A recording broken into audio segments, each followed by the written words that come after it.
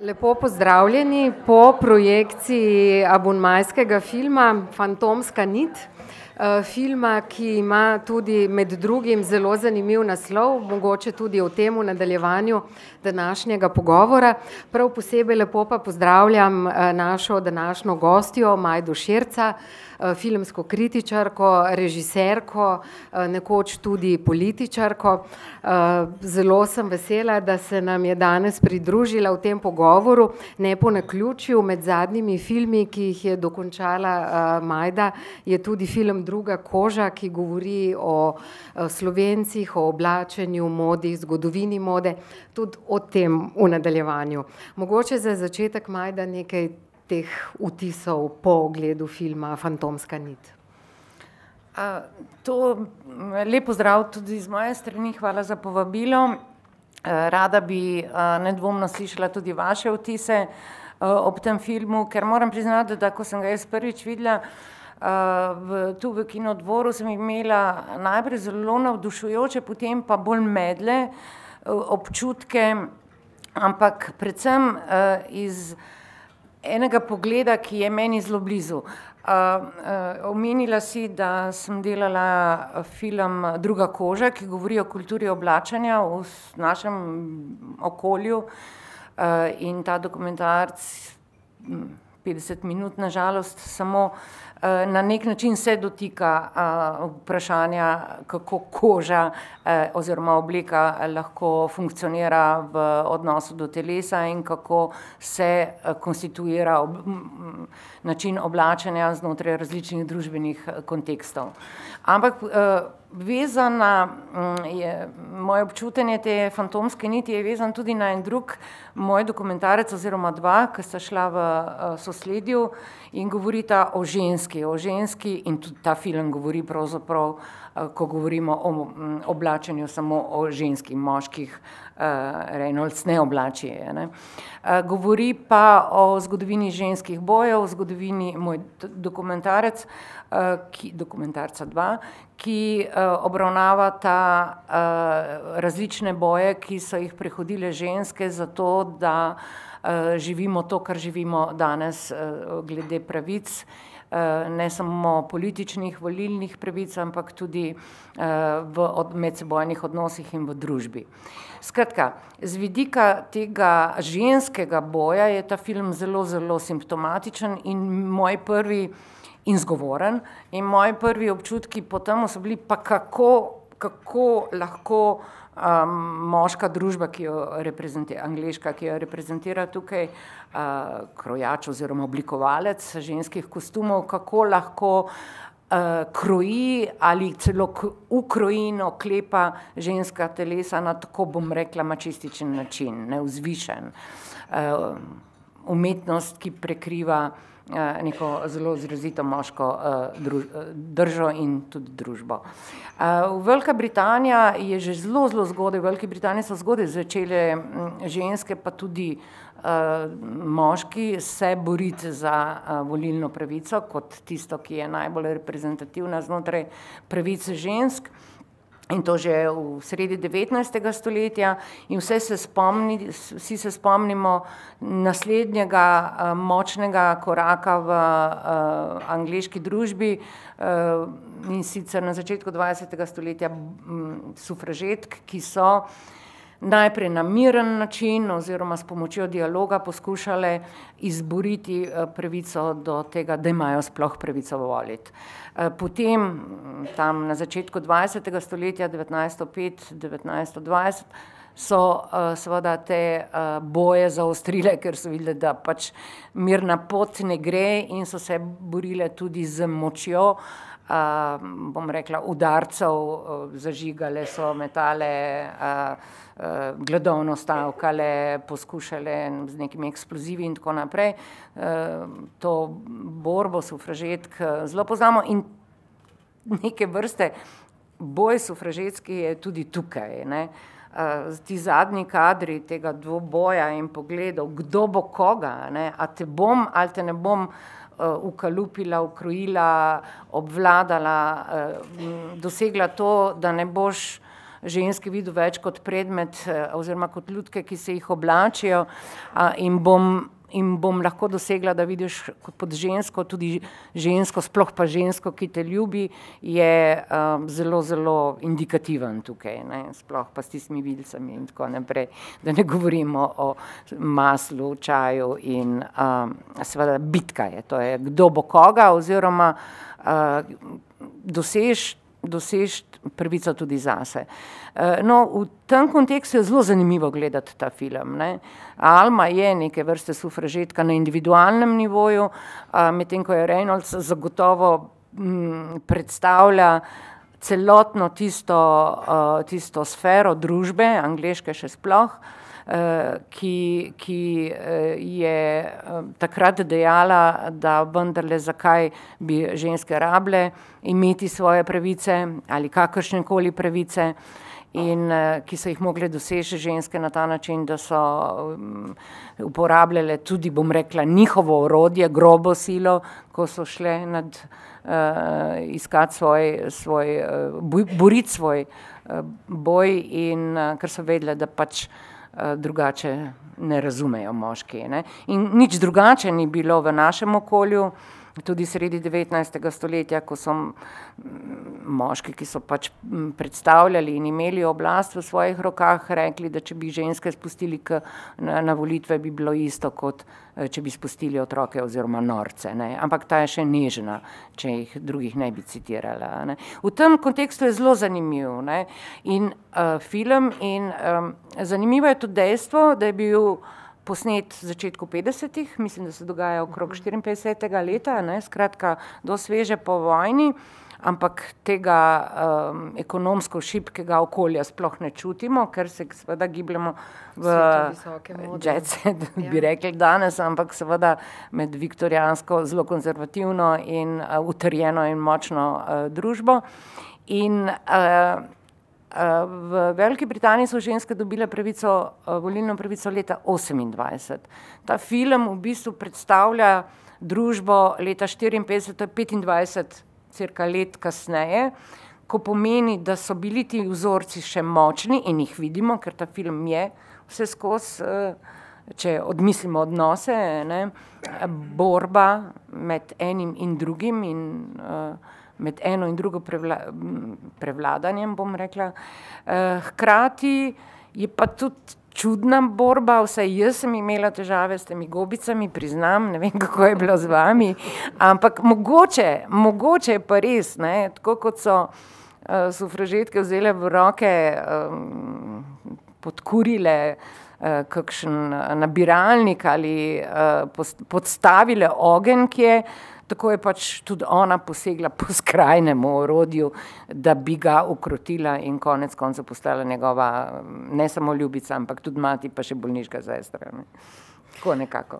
No, prejle, ko sem šla po kavo, je ena gospa gledalka rekla, zdaj pa vem, kako se to naredi, se pravi gobice. Z maslom. Je pa tudi režiser in scenarist Paul Thomas Anderson, tudi on tukaj izhaja iz svojih izkušenj, ne tako zelo dramatičnih, kot so v filmu, tukaj so seveda za filmske, za umetniške potrebe malo povečane, ampak on prav tako, ne, da ima zelo rad ženske, svojo ženo, živi lepo družinsko življenje, ampak da je ugotovil, da ona dva kot par res dobro funkcionirata, kadar je eden ali drugi bolan. In potem je za potrebe filma to izkušnjo malo nadgradil, no. Ampak to tako malo za hec, ne. Sicer pa mogoče Majda za začetek še malo o tem, ne. Kot si že rekla, ta film govori o mnogih stvareh. Nekako zasnovanje na rekonstrukciji 50 let skozi bogato kostumografijo, skozi pač ta čas. V Veliki Britaniji so o premieri tega filma spraševali zgodovinarje, zgodovinarje, ki se ukvarjajo z modo, kako resnična je ta moda tega časa, in potem so bili odzivi, ja, da je pač seveda ekipa filma tukaj naredila remek delo, da so to obleke, izdelki iz revij modnih tega časa. Tako se mi zdi, no, da to je ena zelo, zelo zanimiva plat filma. Druga pa to, kar si tudi že posredno omenjala, ta ljubezenska zgodba, ki pa je za nekatere, to sem tudi brala, sploh v Angliji, ker pač filme različno dojemamo, da je to ljubezenska zgodba leta in da je pravzaprav zelo sodobna ljubezenska zgodba, zastavljena v začetku dovolj klasično, v nadaljevanju pa ta zgodba se odpelje v neke nepričakovane, zelo sodobne smeri. Z gobicami. Ja, z gobicami. Ja, glede oblek. No, tudi jaz sem imela z oblekami težave zaradi tega, ker mi oklepi visokih družb, ki govorijo že sami po sebi, nekako ne ustrezajo. Ne glede na to, da so božanski materiali, da je svila, da čutite žamet pod očmi, bom rekla, ne pod rokami, in da je to bogatstvo preveliko in da je v lepoti premalo bogatstva, ne? Da je bogatstvo, ki se izraža s tem, da ukrojiš nekomu hrbtenico. Mislim, da ti pogledi teh žensk, ki so hodile po stopnicah, ki jih je vodil pač na preizkušanje oziroma meritve, so tako oboževalsko čudni, najbrž logični, ne? Vendarle govorimo o fetišu skoraj kot obliki, da se te ženske spenjajo po teh stopnicah tako, da bi hodile segale po diamantih, ne? In da dopuščajo, ne? Se tukaj zame ta konzervativnost, ampak ki pripada seveda tovrstnim krogom, je ta, da oblika pomaga ženski držati hrbtenico, nekaj drugega, ne? Ti jo te naredim lepo, zaradi tega, da boš bolj samozavestna, zaradi tega, da boš bolj kljubovala nečem. Mislim, te ženske so pa vse nekaj zelo nesrečne, ne? Sploh pa ta v zeleni obliki, ki je potem pač tako pristala, kot je, ne? Ampak on je dobesedno umetnik, je nek Michelangelo, ki izklesa ta steznik, ne? To moč, ki ženskam daja nekaj drugega, kot same bi morale imeti, ne? To je tudi zanimivo, če preidemo na odnos, prvo srečanje z to Almo, zanimivo, žensko, ki jo slučajno vidi, ki je natakarica, skratka, ki jo je še treba zgnetiti, ki jo je treba še oblikovati, ki bo perfektna za to, da bo te mire izpolnil in jo ne vidi drugače, oziroma še več, odstrani šminko, ne? Odstrani šminko zaradi tega, ker drugače, da bom videl, kaj govoriš, ne? Oziroma nekaj podobnega pove, ne? Skratka, vse ženske so zato, da se jih klesa, in tudi ta odnos, ki je, kot smo že na začetku, vsaj zame rečeno, rekli, da je boj med tem, kdo bo kje koga in na kakšen način umestil, ne? Ali kdo bo nekoga premagal, in v tem primeru pač ona to doseže, temelji na temu, ne? Predvsem na temu bojevanju, ne? Takole sem pomislila, zanimiv lik, ne, tudi skozi obleke, je pa ta njegova sestra Cyril, ki pa je oblečena drugače in tudi je pač neka navidezno tiha oseba, ki iz ozadja vodi te posle, ampak vendarle ne, je to neka zelo močna oseba. Ja, ta ženska, mislim, tudi po igri in po nastopu je fenomenalna, mislim, da je tudi kot profil ženske izjemna, sterilna, hladna. Konec koncev v tem filmu je vse hladno, vse tako lepo, tako laboratorijsko, tako vzvišeno, ne, da bi se pridah kakršnekoli napake izkazal že kot škandal, ne, ko Cyril reče, Ja, ona je pa odšla, ker hoče ne hitro modo, ampak šik modo, ne, ni hujšega kot kaj takega reči. Skratka, ohranimo te viktorijanske navade, ne, ohranimo ta zgled, ki nima nič s hitro modo, ničesar, ne, ki je psovka, karkoli kaj drugega, kot to, kar je ohranjati status quo skozi to lepoto, ki pa jo on doživlja kot umetnost, ne. Popolnoma kot umetnost. Obnaša se kot umetnik, skratka skozi, mislim kot umetnik, skozi ima pred sabo vzorce, skozi se vidi, da jih misli, da živi s tem, da mu ostali svet nekako ni pomemben, ne.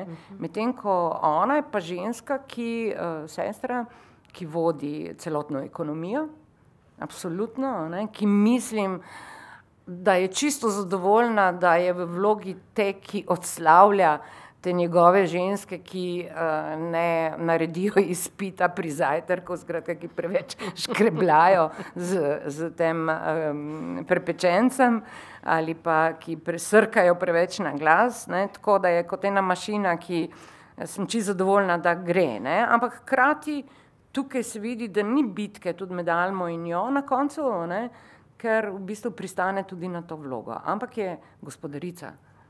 Tukaj pa zanimiv moment, če smo prej govorili, da je 25 let po tem, ko so v Angliji pridobile pravice ženske, je ta dobesedno nek vzorec tega, ne? Ženske, ki je hladna, se pravi žrtvuje, nima otrok, nima nekega svojega življenja, ničesar, živi za to, da ustreže oziroma da reproducira ekonomijo, ne. No, ampak vendarle na točki, ko stvari grejo predaleč, pa vzpostavi svojo avtoriteto. To pa. Ja. Mogoče zdaj kakšno mnenje, vprašanje, tako kakšen pogled na film, mogoče na Daniela Day-Lewisa, smo ga zaenkrat spustili? Jaz imam eno vprašanje, pa najbrž ti veš. Zakaj je to njegova zadnja vloga? Ja, nekako to je čisto njegova odločitev. Saj jaz dvomim, upam, da ni, ne.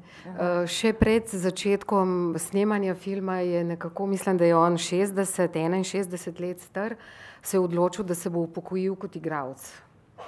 Zdaj večkrat je potem kakšen igralec premislil, pa kakšen režiser tudi, dostikrat na srečo, no. No, to je bilo tudi v redu, če bi se premislil. Ja, ne, a bi mogoče... Ja, izvolite.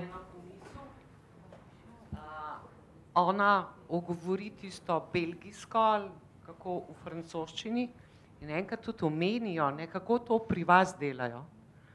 Tako da je nama obema z možem šlo na misel. Anglija, Francija, no, ravno priplavala ni, ampak lahko je kakšnih bolj takih korenin in seveda potem tudi bolj revolucionarna. To je moja pomisel zdaj, lahko razpredemo, lahko ne. Tudi Francozinje pa gobice mi grejo mnogo bolj skupaj, drugače so pa tudi meni gobice popolnoma odveč. Ja, to je možno, ne, ampak sej v bistvu bi se človek vprašal, ali je zdravo, smiselno, fajn, predvsem fajn, živeti v odnosu, kjer ena sila dominira, ne. Tako da nekje gledalec pričakuje, da bo ali ona odšla, ko vidi, da je pač model in da je kot iztekla, skratka, da skozi njo vidi včasih, ali bo pač poskusila s potrpežljivostjo, kot je tudi rekla, ne, in z ukanami ali pa z nekimi sistemi, malo spodbujanja ljubosumja ali pa še drugimi kakšnimi sorodnimi potezami pritegniti njegovo pozornost, ne, ker... Ne, ampak je čist... To bi tudi... Jaz tega sicer v filmu nisem zasledila, vem pa, da je igralka, je Luksemburžanka.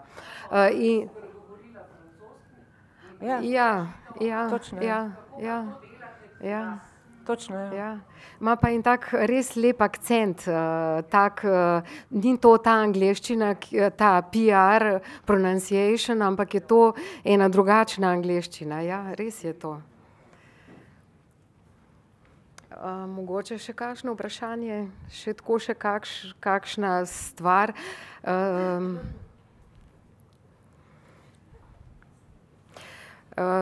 Sicer bi pa jaz tebe, Majda, vprašala mogoče še malo o tvojem filmu Druga koža, no? Ker se mi zdi, da je prav, da opozoriva na ta film, ki si ga seveda lahko ogledate na spletnih straneh RTV Slovenija, na MMC-ju, in ga zelo priporočam, jaz sem si ga v teh dneh pogledala.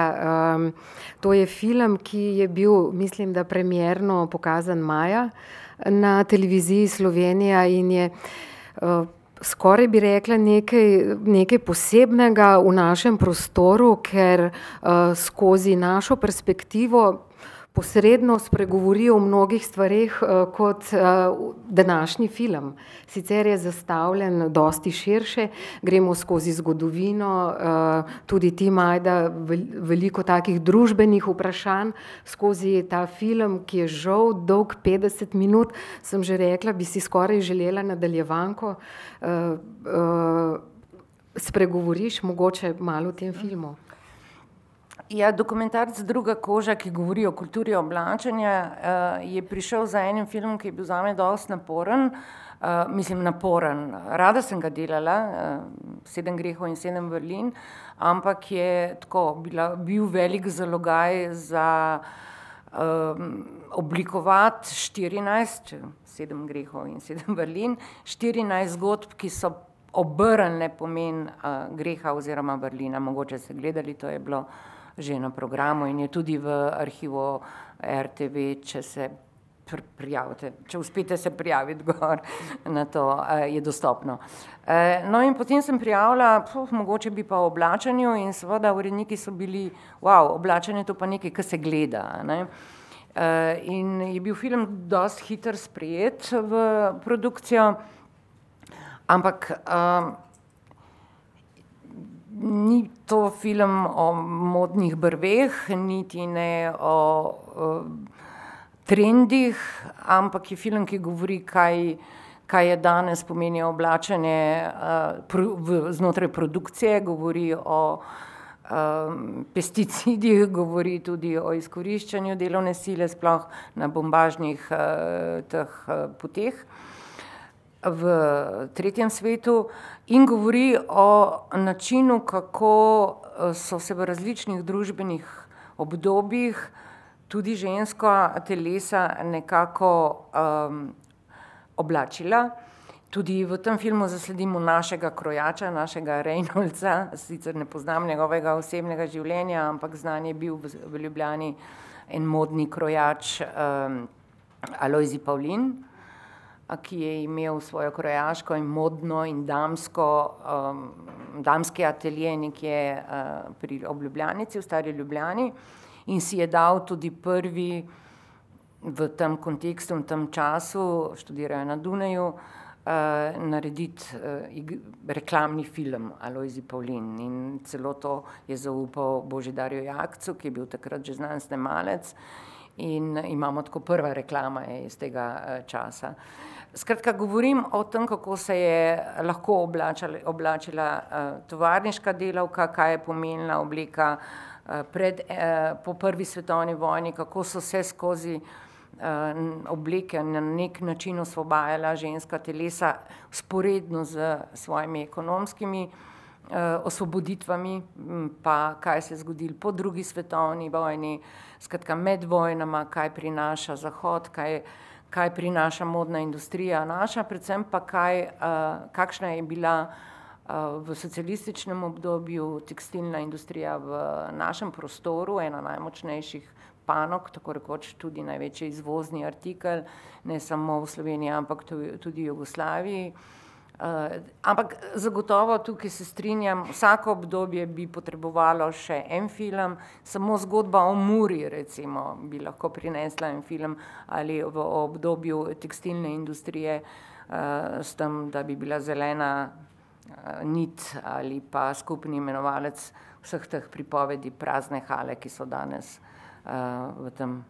v tej branži, še posebej v Mariboru, kjer je bila industrija tekstilna najmočnejša. Zanimiv film in nedvomno velika raziskava, izziv za sociološke in druge aplikacije o tem, kaj je obleka, ne?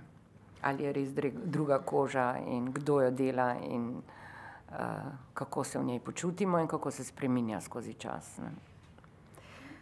Mogoče, če se za hipec vrneva še nazaj na Fantomsko nit. Zdaj rekli smo 50. leta, dovolj odmaknen čas, da zgleda skoraj muzejski, ampak mogoče vendarle stvari niso vsej v visoki modi, v tem nekem polju jet seta tako zelo drugačne niti danes. Zdaj bom dala primer, recimo film, ki smo ga najbrž vsi pogledali, Hudičevka v Pradi. Film, ki je pa nekako v polju te visoke mode sodobne, ne? Pa tudi, če malo spremljamo dogajanje v visoki modi, vendarle stvari ostajajo dosti podobne. Ja, moški čevlji, recimo, ki so narejeni na roko, angleški, ne, so še zmeraj najboljši. Ja, tukaj se kode zelo počasi spreminjajo, ne, in ta film to nedvomno da ve, zaradi tega, ker tu ni šivalnega stroja, to ni industrije, to je nit tista, ki res zveze noter lahko tudi sporočilo skrito, ne, to so unikati, ne. In to so zadeve, ki si jih lahko privoščijo samo bogati ljudje, ne, ali pa tisti, ki si šivajo sami, ne. Kar se recimo v socializmu zelo dogaja, ne. Konec koncev šivalni stroj je, ki ga je populariziral Gandhi, ne, tako rekoč bil nek simbol osvoboditve, ne, v Indiji, ne, ko so ženske začele to delati. Ali pa Bagatica pri nas v socializmu, to citiram Svetlano iz filma prej omenjenega Druga koža, ki je rekla, da tista, ki je imela tukaj znakec Mam Bagat, ne, je bila dobra in zrela za poroko. No, ta visoki svet seveda pač funkcionira po strogo jasnih merilih, ki jih definira razredna družba. Mogoče zdaj še kakšno mnenje?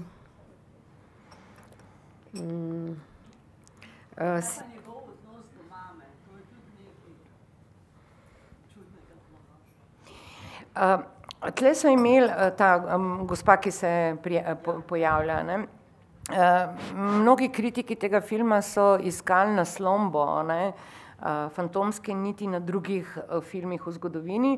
Eni so ga zelo primerjali z Lolito, ki pa jaz mislim, da ne, ona je res malo mlajša, ne malo, kar nekaj mlajša, ne, ampak vendarle ta sindrom mlada deklica, avtoritetni oče in, bom rekla, vrtenje okrog svojega mezinca, ne bi rekla, tako da me čudi ta primerjava, ampak mnogo kateri so pa primerjali Fantomsko nit z Hitchcockovo Rebeko.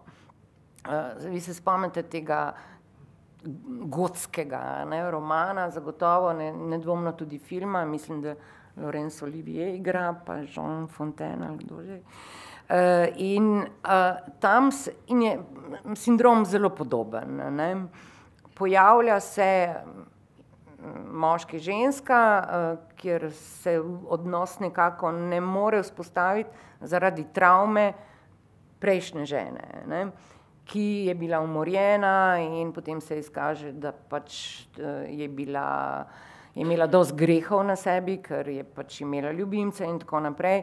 In šele z razkritjem in razčiščevanjem tega odnosa z to pokojno ženo, mislim, zelo podoben film je, ravno tako se dogaja v visoki družbi, Monte Carlo, Anglija že spet in tako naprej, ampak odnos je možen z njegovo ženo, tako ko bi rekla tukaj z Almo, šele takrat, ko razčistijo ali nekako pobijajo spomin na njegovo prvo ženo. Tukaj pa mati, ne. Tako da po mojem je Alma, vsaj ali pisci scenarija, so malo kapirali ali razumeli, da je potrebno, da mora nekdo stopiti v materine čevlje. Ne? In ona dejansko potem nagovalka je mati, ga mu filate gobice zato, da se potem nekje on, da postane on šibak in da jo potrebuje, kot vsak otrok potrebuje mater. Ne? To je možno ena razlaga. Ne? Nedvomno je pa lahko mati tudi neka primerjava, nek način, kako bi utrdili to tradicijo tega, da on in njegova sestra pač vzpostavljata še zmeraj trdne kode, visoke mode in tega početja še naprej, ne, ki jih je tudi mati. Ne vem, jaz sem tako razumela, bi pa z veseljem slišala kaj drugega, ja? Mene pa zanima ta sproščenost, ki se je pokazala pri njemu šele takrat, ko je zbolel, ko mu je rekel odjebi, ne, se mi zdi tako, da se je takrat njun odnos tudi malo spremenil, ne, ker ta viktorijanska zapetost, ne, je kljub temu ona malo sprostila to vzdušje v tej hiši, ki je bilo, rekel, zelo, rekel, malo moreče, ne, tako. Ja, ampak ne takoj, ne? Ne se je mogla kar potruditi. Ja, mislim, zastrupiti ga je mogla, da je rekel odjebi, ne, drugače vreten. Ja, sej to ni lahko, ne? Ja, čeprav gledam tako, v bistvu, vse so te ljudje isti kot mi, ne, ko pridejo težave, se razkrijajo, kako, ne, tako bi rekel, ne. Ja, sej v največji ihti, ne, mu Alma izreče, ne, da je ena sama laž, ena sama prevara, ena sama poza vse skupaj, ne? To, ja. Ampak še takrat ne popustijo, ne? On dejansko malo kasneje. Ampak te bitke, ne?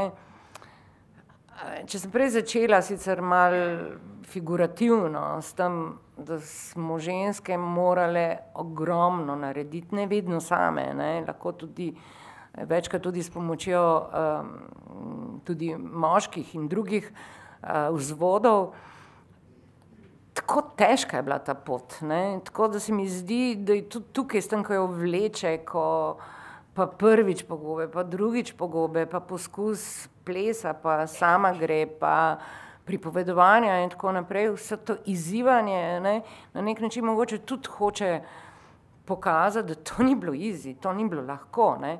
In to je tudi prav, ne? Ker koliko mi sami pozabljamo v našem lastnem okolju, da nekaj, kar je bilo izborjenega, ne, bodi si skozi naše predhodnice, mislim, kar smo dobili, da to ni kar tako, ne, in da se lahko tudi zelo hitro izgubi, ne.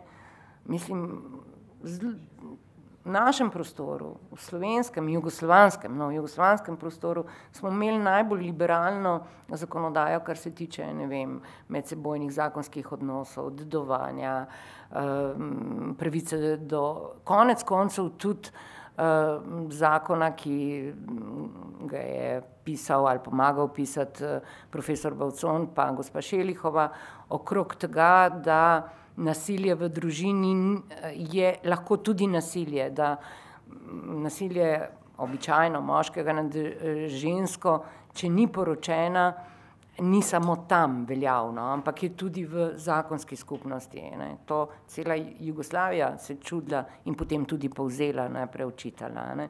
Hočem reči, ti boji so bili tako težki, da potem se mi zdi skozi figurativno, skozi ta njun odnos, je ta boj tudi tako dolg, ne, traja, ampak zmaga, ne.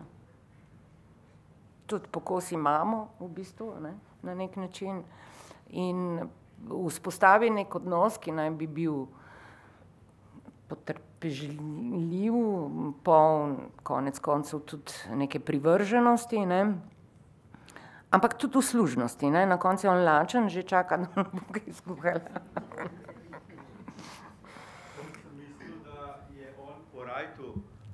Da je on porajtal, da ga je zastrupila tudi prvič, tako sem jaz to razumel. Ja, mislim, da to je jasno, sploh tist, ne, tist. Ja. Ja. Je jasen in se je spustil v to, kar je očitno tudi sam razumel, da je potrebno eno očiščenje, dobesedno očiščenje, ne. Bruhanje in še kaj. Jaz imam tule iz televizije podatek, da je navdih za tole ta film bil španski oblikovalec Cristóbal Balenciaga. In me pravzaprav zanima, koliko je ta stvar potem zares resnična. Balenciaga je še danes znano ime v modi in v eni baskovski vasici imajo njegov muzej, kot znajo Baski narediti, kot je Guggenheim muzej čudovit. Tako je tudi tisti muzej čudovit, jaz noter nisem bila, ker je bilo predrago, ampak premišljala sem, kako znajo iz ene bivše ribiške vasice, ki pač danes živijo od turizma, narediti eno ime, eno muzej, ki ga verjetno ljudje obiskujejo, ne tako kot jaz, ki sem morala iti mimo, je bilo predrago. In sem premišljala, kako bi mi lahko kaj takega izkoristili. Kaj pa mi takega imamo, da bi, pa mi je prišla Alenka Bartlova na misel, da je ena ustvarjalka izjemnih, ne vem kaj ne rečem, bolj gledaliških predstav je ona oblekla, a ne bi mogli mi nekaj takega uresničiti pri nas. Ja, jaz ne poznam tega podatka, ampak nedvomno oblikovalci oblek, ali so, se jim to reče krojači ali modni oblikovalci, kakorkoli, kreatorji so res kreatorji, ne. Mal je zagotovo ta zvrst podcenjena, skratka kot, neki to je za trg, gre hiter, sploh pa danes, ko je hitra moda in tako rekoč, preden že manekenka gre iz modne piste, imate že nov model, ne. Skratka, tudi ko se obleka vrže, ne, stran in dodatno tudi onesnažuje. In s tem mislim, da tudi se vrednost modnih oblikovalcev zmanjšuje, ne. Ampak so pa kreatorji, gledališki oziroma filmski kostumografi nedvomno, ne. In tudi v slovenskem filmu imamo nekaj fantastičnih prizorov. Jaz ne vem, če je Ples v dežju delala Alenka Bartl, ne vem, ampak Duša Počkaj, ki gre v Plesu v dežju v tej iluziji nečesa, kar nima, ne, in ki je osvetljena, ožarjena, ne, z to obliko, ne, je genialen, ne. Konec koncev tudi, to sem rekla prej, ta Michelangelo, ki klesa, ne, ženske figure z temi oblekami, tudi on se ti zdi, da je vse skozi v enem aktu ustvarjanja, ne. Ona peče jajca, on dela, mislim, te skice, ne. To so pomembni kreatorski poklici, ki pa mogoče v zgodovini nikoli niso imeli takega mesta, kakor bi rekla, zdaj je pa oblikovalec, ne vem, grafičnega oblikovanja, oblikovanja pohištva ali kaj takega, ker je imela oblika vedno eno neko drugo tržno vrednost, ne, manj spoštovano, ne. Zato sem prej omenila Lojzija Pavlina kot enega redkih takih modnih oblikovalcev oziroma krojačev. Zanimivo je, da ženske leta in leta niso smele imeti tega statusa v slovenskem prostoru oziroma so bile šivilje, niso bile pa kreatorke, oblikovalke kostumov, tam govorim še o času po vojni. In vsi njegove poskusi, da bi dvignil obleko nad tem, kar funkcionalno ona samo je, ne. In tista, ki je tudi potem nek družbeni kontekst naredil samo kot nekaj, da bo toplo in da ne bo dež prišel blizu, ne. Se mi pa zdi, da zadnje čase se manjše skupine oblikovalk naših ne samo tiste, ki hodijo v tujino, ampak tudi, ki so v tem prostoru, zelo trudijo v tej smeri, še posebej v načinu iskanja bolj humanih načinov šivanja, krojenja, uporabe materialov, ki niso škodljivi, in to se mi zdi fajn, ne. Je pa prostor, ki je majhen, seveda zelo težaven, da prodre nekam, kar pač je težko kupiti, unikati so dražji, industrijske proizvodnje pa tukaj ni, ne. Industrijska proizvodnja danes v modni industriji lahko samo veliki koncerni, ne, forsirajo, razen če nismo v jet setu, kot smo prej omenjali, ne. Jaz si bom ohranila pravico do zadnjega vprašanja, ker imamo danes izjemno priložnost, da spregovorimo o eni temi, o kateri v abonmaju še nismo. Bi pa sam toliko mogoče se še v prejšnjo debato vključila, kar se tiče Fantomske niti, se mi zdi pa zanimiv ta prolog in epilog v film, ki tudi nekaj pove o režiserju in scenaristu, in to je v bistvu ta pogovor zdravnika z Almo. Skratka, mi nekako vseeno to zgodbo gledamo skozi neke ženske oči in s tem jo on, vsaj po mojem gledanju tega filma, nekako postavlja za protagonistko in da ne rečem tisto, ki je v tem filmu na koncu zmagovalka tega filma. No, ampak to vprašanje, ki bi ga rada Majdi danes zastavila, je pa vprašanje financ. Film, ki smo si ga ogledali, prej sem omenila v uvodu, je imel budžet $35 milijonov. To, če rečemo malo na pamet, je približno 35 milijonov evrov. In zdaj bi naredila en salto mortale k slovenskemu filmu. Majda, izvoli. To je budžet za 8 let slovenskega filma, ja. Ampak tako je, ne. To seveda, to so ti skrbno programirani projekti, za katere se ve, da bojo obšli svet in da bodo prinesli noter, ne. To nedvomno, ne. Z vso mašinerijo, ki spada zraven, propagande in še marsičesa drugega. In to je del industrije vedno bilo, ne. To ne govorimo o underground ali kakršnikoli alternativni produkciji, ki mogoče je še bolj pomenljiva za svet, kot je ta mainstream, ne, produkcija. Tako da primerjati te budžete z našimi budžetami seveda ni smiselno, je pa res, da ti, ki so pri nas, so prešibki in predvsem ovirajo eno kontinuiteto, ne. Če ti prideš na vrsto z enim filmom, ki med enim in drugim je recimo 5-6 let ali pa še več, ne, potem pomeni, da nisi v sedlu, da nisi v praksi, ne. Ni tukaj možnost, ne vem, mogoče ste gledali Bičkov film, ne, ali pa Razredni sovražnik, ni nujno družine, ne.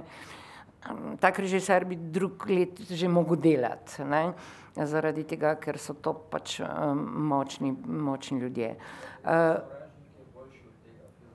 Razredni sovražnik, izjemno dober film, neverjetno nadarjen fant je Biček in polno je teh, ne, ampak težko je to veliko produkcijo, ki je glamurozna, ki je brezhibna, kjer veš, da je na delu toliko in toliko kamer. Mislim, težko je primerjati, ne, z drugimi, ne samo slovensko, ne, produkcijo, ki pa imajo ene druge prednosti, ne, ne vem, zdaj je bil na Lifu recimo Tovor, film ki je bil izjemen, ne, narejen tako rekoč v temi z enim kamionom, ki prevaža pač, kar prevaža, ne, v praznih prostorih, ampak tudi s tem dobiš nek določen izraz, ne.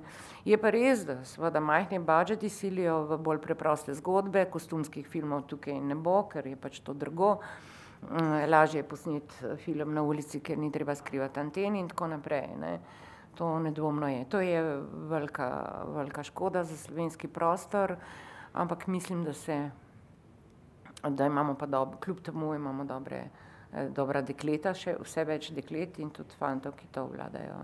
Ja, sej to nedvomno, ne? Ampak kot nekdanjo političarko in ministrico za kulturo, tako bi te vprašala, kako je tako težko nekako dopovedati slovenski politiki, da je film umetnost, v katero je potrebno, da ne rečem, v katero se splača vlagati. Ja, moram povedati, da meni ni bilo težko, ne? Ker je bil prvi popravek, ki je bil narejen, ko sem prevzela ministrstvo, je šel na področje filma in na področje nevladnih organizacij, skratka teh skupin, ki niso znotraj javnega sektorja.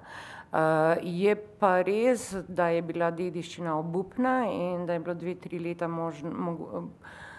se porabilo samo zato, da se je novo zakonodajo pisalo, ki pa je predvideval že popravke. In tisti popravki, ki so bili narejeni, če bi tisti, ki so bili potem za mano, jih spoštovali, bi bile zahteve in bi bil budžet zdaj bistveno večji kot tisti, ki so ga zdaj sami ustvarjalci filma predlagali, da bi se dosegel, ne, da bi se podvojil. Ne. Če bi šlo po programu, ki smo ga takrat zapisali, bi mogla biti zdaj vrednost 3-krat, ne pa 2-krat večja. No, na srečo bi jaz zdaj rekla, imamo tudi televizijo Slovenija v dobrem in slabem, ki sproducira veliko zanimivih filmov, dokumentarnih, tudi igranih. No, ti tudi končuješ film. Ja, tukaj sicer samo v opombo se ne bi morila dosti, ampak eden od drugih potez, ena poteza izmed številnih na področju filma v obdobju 2008-2011, 2009-2011, ko sem bila gor, je bil tudi ta, da televizija mora pomagati producirati določen odstotek dokumentarnih ali pa podobnih del zunanjih producentov. Zato, da ne bi se zgodil monopol javne televizije, ampak v smislu, da se čim več produkcije zgodi v dokumentarnem sektorju. In to dejstvo, da smo to uzakonili, ki televiziji Slovenija, moram reči, ni bil čist nič všeč in je poskušal ga spodbiti tudi na ustavnem sodišču. In tudi zaradi tega mislim, da niso mi prav srečni več, ker sem v hiši še vedno, pripomore k veliki produkciji in k številnem delu zunanjih in drugih režiserjev. Če ne delajo toliko celovečernih filmov, delajo ogromno dokumentarnih filmov. Žal jih težje vidimo, ne? Zaradi tega, ker televizija jih enkrat doda v program, zdaj če vidiš, vidiš, če ne vidiš, ne vidiš. V distribuciji pa so zelo težko, ker pač dokumentarni film nima, razen če je res zelo poseben, nima toliko možnosti, da bi bil v narednih programih. Ampak pomen, ne vem, neko pozornost do naše zgodovine, ne samo do fenomenov, do portretov, do ljudi. In ta produkcija je ogromna. Tle ni tako vidno, ne. Jaz sicer sem znotraj dokumentarnega programa RTV Slovenija, ki mislim, da ima samo še par ljudi, ki delamo na tak način, da lahko proizvajamo dokumentarne filme, in ko bomo mi odšli, dvomim, da bodo zaposlovali nove, ampak se mogoče dokumentarc tudi razume kot nek strošek, žal, ne. Čeprav moram reči, da ni, res ni, ne, ker delamo zelo nizko proračunske dokumentarce. Jaz sem zdaj zaključila enega, ki bo drug teden v torek tukaj predvajam prvič na ogled, taka ogledna projekcija bo ob enih, in sicer gre za obnovo, rekonstrukcijo enega filma, ki ga je Jože Pogačnik delal leta 1970 za našo televizijo, ena nadaljevanka, 9 krogov nekega raja ali vodnik po Ljubljani, po Javoršku, je bil scenarij narejen. Snemali so ga eno polletje, posneli 200 škatel filmskih rol in jih dali v bunker leta 70. Jaz sem se letos s pomočjo tehničnih in drugih služb na televiziji lotila obnove vsega tega traku, ga je za 25 ur bilo po taki koščki majčkani in rekonstruirala to nanizanko, ki je zelo hecna. Nadaljevanka bi mogla biti v 9 serijah, 9 epizodih, kot 9 krogov raja, ker je igrana serija. Spoznavamo Ljubljano skozi različne peripetije Mihata Baloha in njegovih avantur, tako da potem spoznavamo Ljubljano in vidimo, kakšna je takrat bila. Na zelo duhovit in hecen način, moram pa reči, da je bilo eno tako kar zahtevno delo. Drug teden bo tukaj prikazano, testno, mislim, da enkrat januarja, ne vem pa, kdaj gre na program. Zanimiva zgodba, zelo. 9 krogov nekega raja je Pogačnik dal naslov, v bistvu je pa delano po knjigi Jožeta Javorška Vodnik po Ljubljani. To je ena taka še zmeraj dostopna knjiga, predvsem v knjižnicah, in predstavlja celo zgodovino nekako Ljubljane.